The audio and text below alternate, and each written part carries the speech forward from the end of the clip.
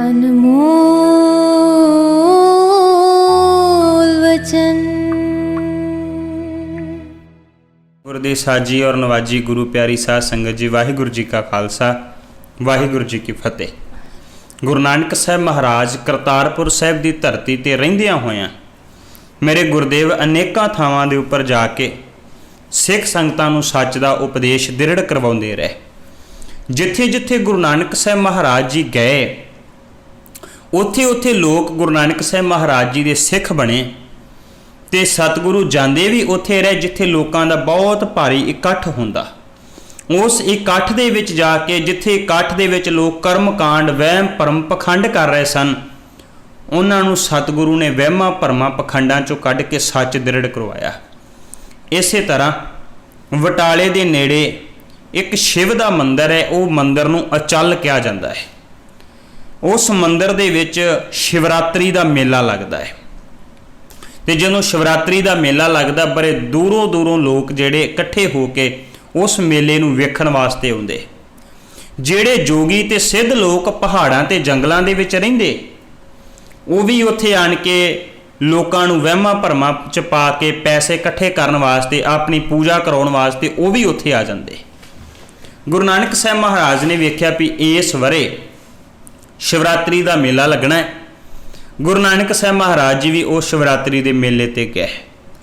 जदों सिखां नूं जिहड़े गुरु नानक साहब महाराज जी के सिख बन चुके सन, जदों उन्हां नूं पता लगा कि गुरु नानक साहब महाराज शिवरात्रि के मेले ते जा रहे ने ते बहुत सारे सिख भी गुरु नानक साहब महाराज जी नूं वेखण वास्ते शिवरात्रि के मेले ते आए।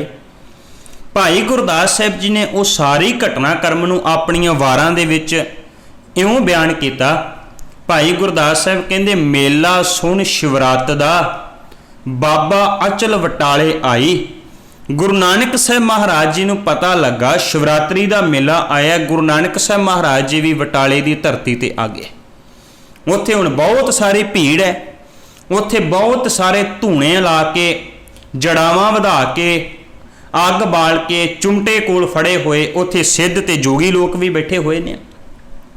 बहुत सारे लोग उन्हां सिद्धां दे कोल माया चढ़ा रहे ने, बहुत सारे लोग सिद्धां दी पूजा कर रहे ने। जदों गुरु नानक साहब महाराज जाके विराजमान होए ते भाई गुरदास साहब कहंदे मेला सुन शिवरात दा बाबा अचल वटाले आई। दर्शन वेखण कारणे सगली उल्ट पई लुकाई। जदों गुरु नानक साहब महाराज जाके विराजमान होए ते सारी लुकाई भाव जिन्ने लोग बैठे सी वो सारे सिद्धां दे कोलों उठ के गुरु नानक साहब महाराज दे कोल आण के बैठ गए, क्योंकि जिथे सच होवेगा उत्थे ही लुकाई जिहड़ी आण के बैठेगी। गुरु नानक साहब महाराज जी दे कोल सच है, सिद्धां दे कोल केवल भरम वहम ते पखंड है। सारे लोग जदों गुरु नानक साहब महाराज जी दे कोल आण के बैठ गए ते जिहड़ी माया सिद्धां दे कोल जानी सी वो गुरु नानक साहब महाराज दे कोल आ गई। भाई गुरदास साहब कहंदे लगी बरसन लक्ष्मी रिद सिद्ध नौ निध सवाई। वो सारी माया गुरु नानक साहब महाराज जी के सामने लोगों ने चढ़ाउणी शुरू कर दी। मैनू खिमा कर दिओ, बहुता पखंड ते माया करके है। बहुते धर्मां दे पहरावे, बहुते धर्मां दे आडंबर ये सारे माया करके हुंदे है। जदों सिद्धां ने देखा कि जिहड़ी माया साडे कोल आउणी सी वो गुरु नानक साहब महाराज दे कोल जानी शुरू हो गई ते ये वेख के जोगियां दे मन विच बड़ा गुस्सा आया। भाई गुरदास साहब कहंदे जोगी देख चरित्र नूं मन विच रिजक घनेरी खाई। ये वेख के जोगी जिहड़े आ उन्हां दे मन विच बहुत गुस्सा आया, बड़े खिचे पर कर कुछ नहीं सकते, जबरदस्ती लोगों को अपने को लिया नहीं सकते। जिन्ना चिर गुरु नानक साहब महाराज बैठे है उन्ना चिर लुकाई गुरु नानक साहब दे अगे जाके झुकेगी। सिद्धा ने वेख्या साडी पूजा होनी घट गई। सिद्धा ने देखा कि साडी पूजा होनी घट गई, साडे लोग जिहड़ी माया चढ़ाउंदे सी वो माया घट गई। इन्हां सारियां दे विच आण के एक टोली होर बैठ गई। वो रासधारी आए जिहड़े रास पा के लोगों नूं हासा मखौल करके लोगों का मनोरंजन करते हैं। उन्होंने आण के अपना काम शुरू करता। भाई गुरदास साहब कहंदे भगतियां पाई भगत आन। उन्होंने आण के अपनी रास पाउणी शुरू करती ते सामने एक लोटा रखता कि लोग नाले रास वेखदे आ ਨਾਲੇ ਉਸ ਲੋਟੇ ਦੇ ਵਿੱਚ ਪੈਸੇ ਪਾਈ ਜਾਂਦੇ। ਜਿਵੇਂ ਆਪਾਂ ਆਮ ਵੇਖਿਆ ਹੈ ਕਿ ਮੇਲਿਆਂ ਦੇ ਵਿੱਚ ਬਾਜ਼ੀਗਰ ਜਿਹੜਾ ਉਹ ਤਮਾਸ਼ੇ ਲਾ ਕੇ ਨਾ ਸਾਹਮਣੇ ਪੈਸੇ ਰੱਖ ਦਿੰਦਾ ਏ, ਕਿਤੇ ਨਿੱਕੇ ਨਿੱਕੇ ਬੱਚੇ ਤਮਾਸ਼ਾ ਕਰਕੇ ਵਿਖਾਉਂਦੇ, ਕੋਈ ਰੱਸੀ ਤੇ ਤੁਰ ਕੇ ਵਿਖਾਉਂਦਾ, ਕੋਈ ਕੁਝ ਕਰਦਾ ਏ ਤੇ ਲੋਕਾਂ ਦੇ ਕੋਲੋਂ ਬਾਅਦ ਵਿੱਚ ਪੈਸੇ ਲੈਂਦੇ ਆ। ਇਦਾਂ ਹੀ ਉਹ ਰਾਸਧਾਰੀ ਲੋਕਾਂ ਨੇ ਰਾਸ ਪਾਉਣੀ ਸ਼ੁਰੂ ਕਰਤੀ ਤੇ ਸਾਹਮਣੇ ਉਹਨਾਂ ਲੋਟਾ ਰੱਖਤਾ ਤੇ ਲੋਕ ਲੋਟੇ ਦੇ ਵਿੱਚ ਪੈਸੇ ਪਾਉਂਦੇ ਆ। ਭਾਈ ਗੁਰਦਾਸ ਸਾਹਿਬ ਕਹਿੰਦੇ ਨੇ, ਭਗਤੀਆਂ ਪਾਈ ਭਗਤ ਆਣ, ਲੋਟਾ ਜੋਗੀ ਲਿਆ ਛਪਾਈ। ਜਦੋਂ ਲੋਟਾ ਭਰ ਗਿਆ ਤੇ ਜੋਗੀਆਂ ਨੇ ਲੋਟਾ ਚੁੱਕ ਕੇ ਲੁਕਾ ਲਿਆ, ਛੁਪਾ ਲਿਆ। ਹੁਣ ਜਿਹੜੇ ਲੋਕ ਕੇਵਲ ਮਾਇਆ ਵਾਸਤੇ ਇਹ ਸਾਰਾ ਕੁਝ ਕਰ ਰਹੇ ਸਨ, ਰਾਸ ਪਾ ਰਹੇ ਸਨ, ਲੋਕਾਂ ਦਾ ਮਨੋਰੰਜਨ ਕਰ ਰਹੇ ਸਨ ਮਾਇਆ ਵਾਸਤੇ, ਉਹਨਾਂ ਨੇ ਵੇਖਿਆ ਸਾਡਾ ਮਾਇਆ ਵਾਲਾ ਲੋਟਾ ਤੇ ਗਵਾਚ ਗਿਆ, ਉਹਨਾਂ ਨੂੰ ਤੇ ਆਪਣੀ ਰਾਸ ਪਾਉਣੀ ਭੁੱਲ ਗਏ। ਭਾਈ ਗੁਰਦਾਸ ਸਾਹਿਬ ਕਹਿੰਦੇ, ਭਗਤੀਆਂ ਗਈ ਭਗਤ ਭੁੱਲ, ਲੋਟੇ ਅੰਦਰ ਸੁਰਤ ਭੁਲਾਈ। ਉਹਨਾਂ ਦੀ ਸੁਰਤ ਜਿਹੜੀ ਲੋਟੇ ਦੇ ਵਿੱਚ ਗਵਾਚ ਗਈ, ਉਹਨਾਂ ਨੂੰ ਤੇ ਆਪਣੀ ਰਾਸ ਪਾਉਣੀ ਭੁੱਲ ਗਏ। ਉਹਨਾਂ ਨੇ ਜਾ ਕੇ ਜੋਗੀਆਂ ਨੂੰ ਕਿਹਾ ਕਿ ਸਾਡਾ ਲੋਟਾ ਗਵਾਚ ਗਿਆ, ਲੋਟਾ ਲੱਭ ਦਿਓ। ਹੁਣ ਜੋਗੀਆਂ ਨੇ ਤੇ ਲੋਟਾ ਲੁਕਾਇਆ ਸੀ, ਉਹਨਾਂ ਲੱਭ ਕੇ ਕਿੱਥੋਂ ਦੇਣਾ ਹੈ? ਉਹਨਾਂ ਨੇ ਕਿਹਾ ਜਾਓ ਗੁਰੂ ਨਾਨਕ ਨੂੰ ਕਹੋ ਜੇ ਤਾਕਤ ਹੈਗੀ, ਜੇ ਸ਼ਕਤੀ ਹੈਗੀ ਤੇ ਸਾਡਾ ਲੋਟਾ ਲੱਭ ਦੇਵੇ। ਉਹਨਾਂ ਆਣ ਕੇ ਗਰੀਬ ਲੋਕਾਂ ਨੇ, ਉਹਨਾਂ ਰਾਸਧਾਰੀਆਂ ਨੇ ਗੁਰੂ ਨਾਨਕ ਸਾਹਿਬ ਮਹਾਰਾਜ ਨੂੰ ਬੇਨਤੀ ਕਰਕੇ ਆਖਿਆ ਕਿ ਬਾਬਾ ਸਾਡਾ ਲੋਟਾ ਲੱਭ ਦੇਵੋ। ਤੇ ਮਹਾਰਾਜ ਨੇ ਕੀ ਕੀਤਾ? ਭਾਈ ਗੁਰਦਾਸ ਸਾਹਿਬ ਕਹਿੰਦੇ, ਬਾਬਾ ਜਾਣੀ ਜਾਣ ਪੁਰਖ, ਕੱਢਿਆ ਲੋਟਾ ਜਹਾਂ ਲੁਕਾਈ। ਗੁਰੂ ਨਾਨਕ ਸਾਹਿਬ ਮਹਾਰਾਜ ਜਾਣੀ ਜਾਣ, ਉਹਨਾਂ ਨੇ ਜਿੱਥੇ ਜੋਗੀਆਂ ਨੇ ਲੋਟਾ ਲੁਕਾਇਆ ਸੀ ਉਹ ਕੱਢ ਕੇ ਦੇ ਦਿੱਤਾ। ਦੇਖ ਚਰਿੱਤਰ ਜੋਗੀ ਖੁਣਸਾਈ। ਇਹ ਵੇਖ ਕੇ ਜੋਗੀਆਂ ਨੂੰ ਬੜਾ ਗੁੱਸਾ ਆਇਆ, ਅਸੀਂ ਲੋਟਾ ਲੁਕਾਇਆ ਸੀ, ਸਾਡਾ ਲੋਟਾ ਜਿਹੜਾ ਹੈ ਉਹ ਵੀ ਗੁਰੂ ਨਾਨਕ ਸਾਹਿਬ ਮਹਾਰਾਜ ਨੇ ਕੱਢ ਕੇ ਦੇ ਦਿੱਤਾ। ਤੇ ਇਹ ਕੱਢਣ ਕਰਕੇ ਗੁਰੂ ਨਾਨਕ ਸਾਹਿਬ ਮਹਾਰਾਜ ਦੀ ਜੈ ਜੈਕਾਰ ਹੋ ਗਈ। ਇਹ ਸਾਰਾ ਕੁਝ ਕਰਕੇ ਹੁਣ ਜੋਗੀ ਹੋਰ ਗੁੱਸੇ ਵਿੱਚ ਆਏ ਤੇ ਭਾਈ ਗੁਰਦਾਸ ਸਾਹਿਬ ਕਹਿੰਦੇ, ਖਾਦੀ ਖੁਣਸ ਜੁਗੀ ਸਰਾਂ, ਗੋਸ਼ਟ ਕਾਰਨ ਸਭੇ ਉਠਿਆਈ। ਇਹ ਕਰਕੇ ਉਹਨਾਂ ਦੇ ਮਨ ਵਿੱਚ ਸਗੋਂ ਗੁੱਸਾ ਆਇਆ। ਉਹ ਗੁਰੂ ਨਾਨਕ ਸਾਹਿਬ ਮਹਾਰਾਜ ਨਾਲ ਵਿਚਾਰ ਚਰਚਾ ਕਰਨ ਵਾਸਤੇ ਆਏ। ਕਹਿੰਦੇ, ਨਾਨਕ ਅਸੀਂ ਤੁਹਾਡੇ ਨਾਲ ਗੱਲ ਕਰਨੀ ਹੈ। ਮਹਾਰਾਜ ਕਹਿੰਦੇ ਕਰੋ। ਉਹਨਾਂ ਨੇ ਆਣ ਕੇ ਸਵਾਲ ਕੀਤਾ। ਕਿਹੜਾ ਸਵਾਲ ਕੀਤਾ? ਭਾਈ ਗੁਰਦਾਸ ਸਾਹਿਬ ਕਹਿੰਦੇ, ਪੁੱਛੈ ਜੋਗੀ ਭੰਗਰਨਾਥ, ਤੋਹੇ ਦੁੱਧ ਵਿੱਚ ਕਿਉਂ ਕਾਂਜੀ ਪਾਈ। ਕਹਿਣ ਲੱਗੇ, ਉਹਨਾਂ ਨੇ ਆਣ ਕੇ ਸਵਾਲ ਕਰਕੇ ਆਖਿਆ, ਨਾਨਕ ਤੂੰ ਦੁੱਧ ਦੇ ਵਿੱਚ ਕਾਂਜੀ ਕਿਉਂ ਪਾਈ ਹੈ? ਇਹਦਾ ਭਾਵ ਕੀ ਹੈ? ਭਾਵ ਨਾਨਕ ਜੀ, ਜਦੋਂ ਤੁਸੀਂ ਸਾਨੂੰ ਨਾਨਕ ਮਤੇ ਗੋਰਖ ਮਤੇ ਮਿਲੇ ਸੀ ਉਦੋਂ ਉਦਾਸੀਆਂ ਵਾਲੇ ਕੱਪੜੇ ਪਾਏ ਸੀ। ਜਦੋਂ ਤੁਸੀਂ ਸਾਨੂੰ ਸਮੇਰ ਪਰਬਤ ਤੇ ਮਿਲੇ ਸੀ ਉਦੋਂ ਵੀ ਉਦਾਸੀਆਂ ਵਾਲੇ ਕੱਪੜੇ ਪਾਏ ਸੀ। ਹੁਣ ਉਦਾਸੀਆਂ ਵਾਲੇ ਕੱਪੜੇ ਉਤਾਰ ਕੇ ਆ ਸੰਸਾਰੀਆਂ ਵਾਲੇ ਕੱਪੜੇ ਕਿਉਂ ਪਾਏ? ਇਹਦਾ ਭਾਵ ਤੁਸੀਂ ਗ੍ਰਸਤੀ ਹੋ ਤੇ ਗ੍ਰਸਤੀ ਹੋਇਆ ਰੱਬ ਨਹੀਂ ਮਿਲ ਸਕਦਾ। ਤੁਸੀਂ ਗ੍ਰਸਤ ਭਾਵ ਕਾਂਜੀ ਪਾਤੀ ਦੁੱਧ ਦੇ ਵਿੱਚ, ਹੁਣ ਰਿੜਕਿਆਂ ਕੁਛ ਨਹੀਂ ਮਿਲਣਾ। ਫਿਟਕਿਆ ਚਾਟਾ ਦੁੱਧ ਦਾ, ਰਿੜਕਿਆ ਮੱਖਣ ਹੱਥ ਨਾ ਆਈ। ਭੇਖ ਉਤਾਰ ਉਦਾਸ ਦਾ, ਵੱਤ ਕਿਉਂ ਸੰਸਾਰੀ ਰੀਤ ਚਲਾਈ। ਕਿਉਂ ਉਦਾਸੀਆਂ ਵਾਲੇ ਕੱਪੜੇ ਉਤਾਰ ਕੇ ਤੁਸੀਂ ਸੰਸਾਰੀਆਂ ਵਾਲੀ ਰੀਤ ਚਲਾਤੀ ਹੈ। ਹੁਣ ਗੁਰੂ ਨਾਨਕ ਸਾਹਿਬ ਮਹਾਰਾਜ ਬੋਲੇ। ਭੰਗਰਨਾਥ ਨੇ ਸਵਾਲ ਕੀਤਾ, ਗੁਰੂ ਨਾਨਕ ਸਾਹਿਬ ਮਹਾਰਾਜ ਜਵਾਬ ਦਿੰਦੇ। ਬਾਬੇ ਨੇ ਜਵਾਬ ਕੀ ਦਿੱਤਾ? ਗੁਰੂ ਨਾਨਕ ਸਾਹਿਬ ਕਹਿੰਦੇ ਨੇ, ਨਾਨਕ ਆਖੇ ਭੰਗਰਨਾਥ, ਤੇਰੀ ਮਾਂ ਕੁਚੱਜੀ ਆਹੀ। ਗੁਰੂ ਨਾਨਕ ਸਾਹਿਬ ਮਹਾਰਾਜ ਕਹਿੰਦੇ ਤੇਰੀ ਮਾਂ ਕੁਚੱਜੀ ਸੀ। ਮਾਂ ਦਾ ਭਾਵ ਮੱਤ, ਤੇਰੀ ਮੱਤ ਚੰਗੀ ਨਹੀਂ ਹੈ, ਉਹ ਕੁਚੱਜੀ ਹੈ, ਜਿਹੜੀ ਤੈਨੂੰ ਚੰਗੀ ਤਰ੍ਹਾਂ ਸਮਝ ਨਹੀਂ ਹੈ। ਕਿਉਂ? ਭਾਂਡਾ ਧੋਏ ਨਾ ਜਾਤਿਉਨ, ਭਾਏ ਕੁਚੱਜੇ ਫਲ ਸੜਾਈ। ਕਹਿਣ ਲੱਗੇ ਤੇਰੀ ਮੱਤ ਦਾ ਭਾਂਡਾ ਚੰਗੀ ਤਰ੍ਹਾਂ ਅਜੇ ਸਾਫ਼ ਨਹੀਂ ਹੋਇਆ। ਮੇਰੇ ਗੁਰਦੇਵ ਨੇ ਉਲਟਾ ਸਵਾਲ ਕਰਕੇ ਆਖਿਆ, ਹੋਏ ਅਤੀਤ ਗ੍ਰਸਤ ਤਜ, ਫਿਰ ਉਹਨੂੰ ਹੋ ਕੇ ਘਰ ਮੰਗਣ ਜਾਈ। ਤੁਸੀਂ ਕਹਿੰਦੇ ਗ੍ਰਸਤੀ ਬੜੇ ਮਾੜੇ ਹੈ, ਫਿਰ ਜਦੋਂ ਭੁੱਖ ਲੱਗਦੀ ਹੈ ਲੋਟੇ ਫੜ ਕੇ ਉਹਨਾਂ ਦੇ ਘਰ ਵਿੱਚ ਮੰਗਣ ਕਿਉਂ ਜਾਂਦੇ ਹੋ? ਗੁਰੂ ਨਾਨਕ ਸਾਹਿਬ ਮਹਾਰਾਜ ਕਹਿੰਦੇ ਜੇ ਗ੍ਰਸਤੀ ਇੰਨੇ ਹੀ ਮਾੜੇ ਹੈ, ਆ ਚੜੀ ਹੋਈ ਮਾਇਆ ਦੇ ਪਦਾਰਥ ਤੁਸੀਂ ਛਕਦੇ ਹੋ, ਮਾਇਆ ਕਿੱਥੋਂ ਆਉਂਦੀ ਹੈ? ਗ੍ਰਸਤੀਆਂ ਦੇ ਘਰਾਂ ਚੋਂ ਆਉਂਦੀ ਹੈ। ਬਿਨ ਦਿੱਤੇ ਕਿਛ ਹੱਥ ਨਾ ਆਏ। ਗੁਰੂ ਨਾਨਕ ਸਾਹਿਬ ਮਹਾਰਾਜ ਕਹਿੰਦੇ ਨੇ, ਜੋਗੀ ਦੋ ਕੰਮ ਨਹੀਂ ਚੱਲ ਸਕਦੇ। ਨਾਲੇ ਉਹਨਾਂ ਗ੍ਰਸਤੀਆਂ ਦੇ ਘਰਾਂ ਵਿੱਚੋਂ ਲੈ ਕੇ ਛਕਦੇ ਹੋ, ਨਾਲੇ ਉਹਨਾਂ ਗ੍ਰਸਤੀਆਂ ਨੂੰ ਤੁਸੀਂ ਮਾੜਾ ਕਹਿੰਦੇ ਹੋ।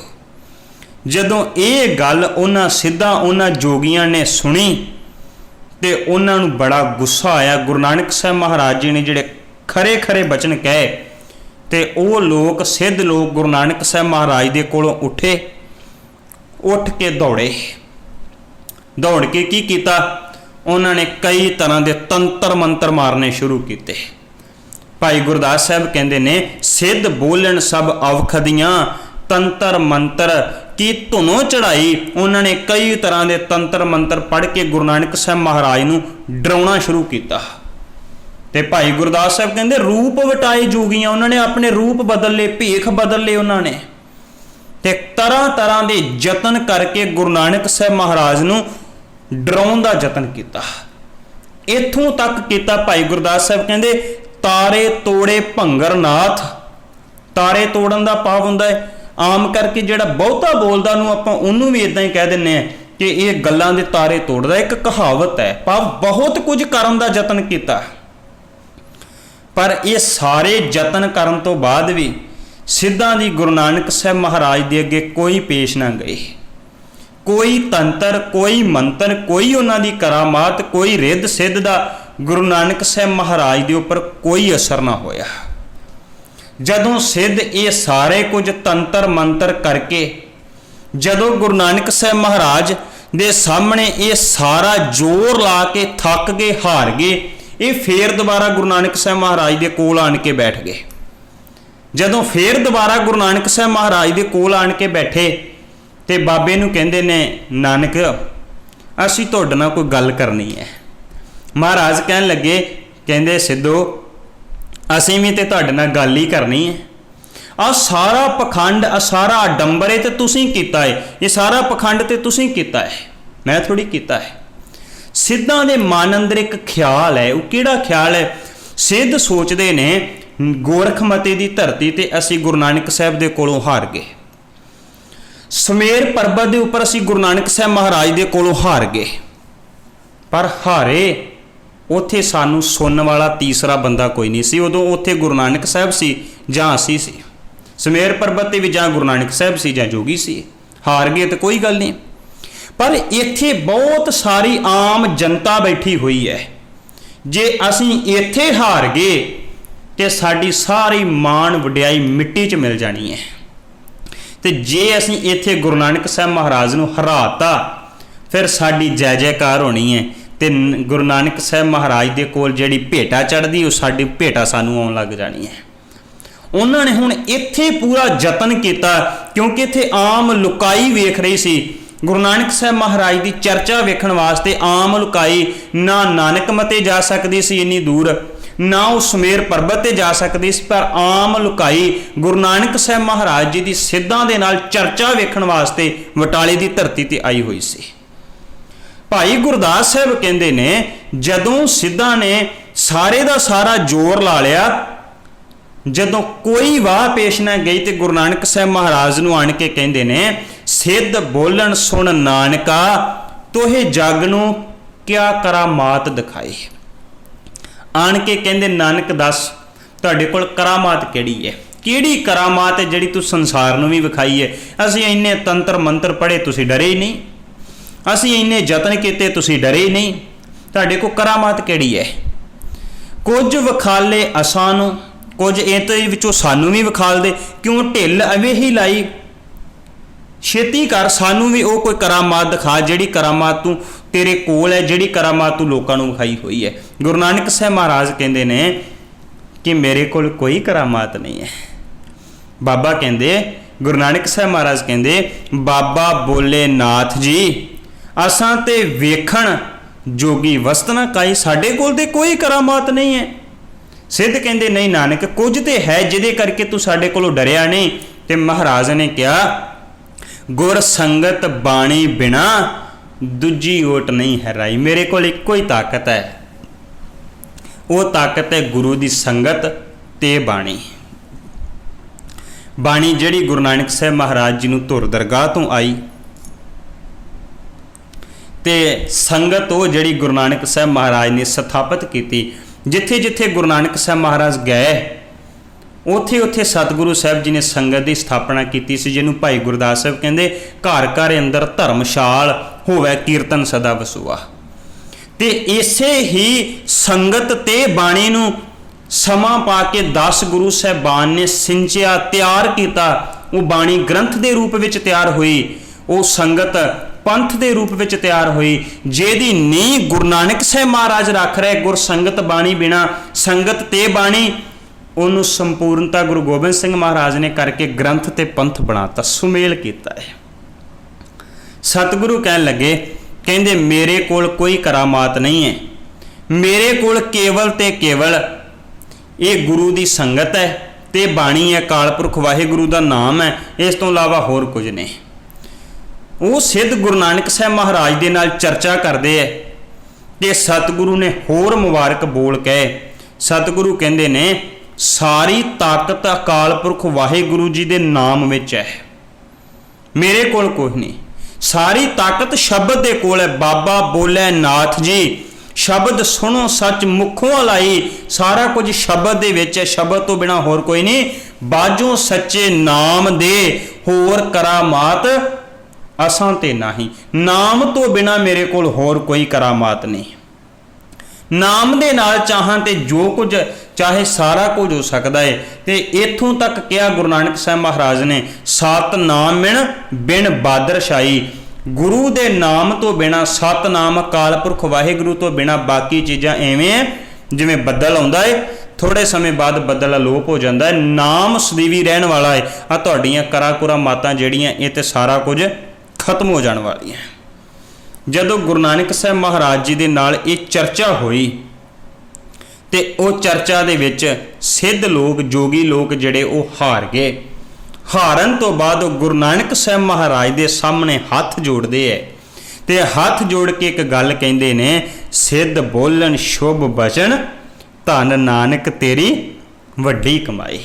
ਉਹ ਕਹਿੰਦੇ, ਹੇ ਗੁਰੂ ਨਾਨਕ ਸਾਹਿਬ ਮਹਾਰਾਜ, ਤੁਹਾਡੀ ਕਮਾਈ ਬਹੁਤ ਵੱਡੀ ਹੈ।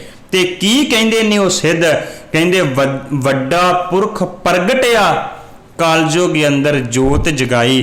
ਕਹਿੰਦੇ ਨੇ, ਹੇ ਗੁਰੂ ਨਾਨਕ ਸਾਹਿਬ ਮਹਾਰਾਜ, ਤੁਸੀਂ ਵੱਡੇ ਪੁਰਖ ਹੋ, ਕਲਯੁਗ ਦੇ ਵਿੱਚ ਪ੍ਰਗਟ ਹੋਏ ਹੋ ਤੇ ਕਲਯੁਗ ਦੇ ਵਿੱਚ ਸੱਚ ਦੀ ਜੋਤ ਤੁਸੀਂ ਜਗਾਈ ਹੈ।